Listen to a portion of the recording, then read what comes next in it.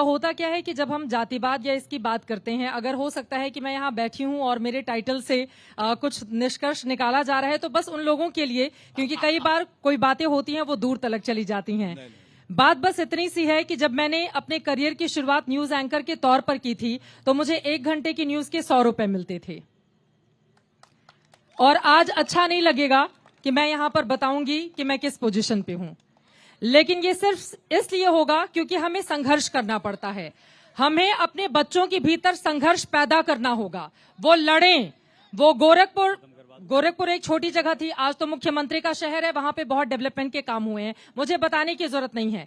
लेकिन जब मैं वहां से निकली थी उस समय वो बहुत पिछड़ा वाला हिस्सा था। हम सबके भीतर, अपने भीतर या किसी भी बच्चे के भीतर, चाहे वो दलित समुदाय से हो या किसी भी समुदाय से हो, उसके भीतर वो संघर्ष भरना होगा, क्योंकि आपके सामने चुनौतियां आएंगी, उससे लड़ना आपको है, कोई आकर आपको मदद नहीं करेगा। और सर एक चीज और मैं बता दूं, मैंने देखा है दलित विमर्श वाले बड़े बड़े पॉलिटिशियन जो आज अरबपति हैं, कितने दलितों का उन्होंने कल्याण किया, जिनका उन्होंने वोट हासिल किया। क्यों नहीं सवाल पूछा जाता है उनसे पूछना चाहिए ना कि आपने दलितों के नाम पर पॉलिटिक्स किया, आप अरबपति हैं, दलित कहां रह गया? ये सवाल क्यों नहीं पूछते हैं सर हम लोग?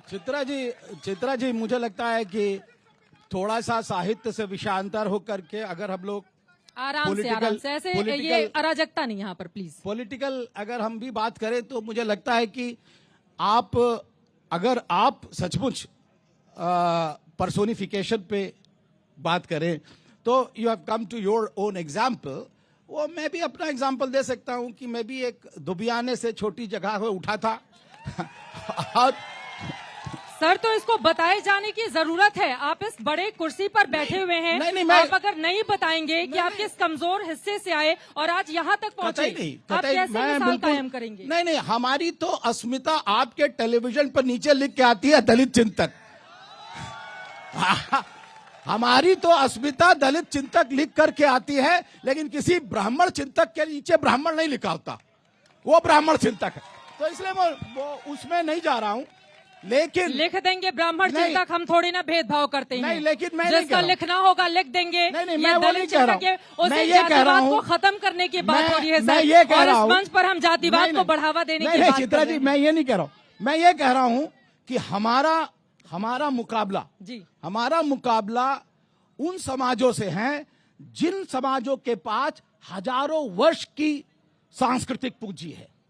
अगर हम उन हजारों वर्ष की सांस्कृतिक पूंजी से अपना मुकाबला कर रहे हैं तो मेरे समाज की तो एक ही पीढ़ी की सामाजिक पूंजी है।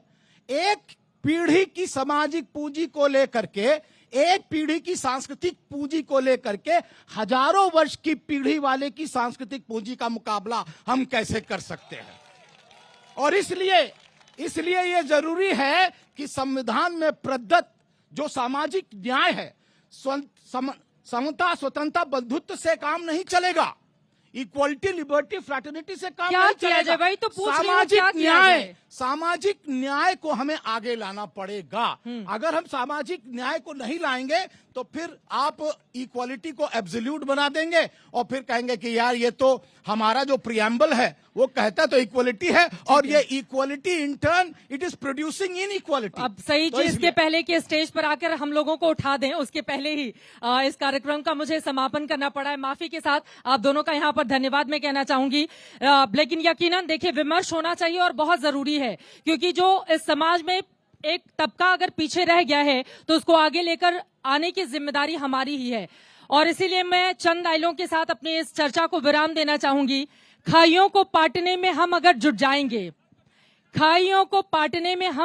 जाएंगे, लाख कोई सिर पटकले हर तरफ पुल पाएंगे। हम सतह पर जो दिखें पर सोच में फौलाद हैं, बर्फ के गोले नहीं जो हाथ में गल जाएंगे। बहुत धन्यवाद, बहुत शुक्रिया।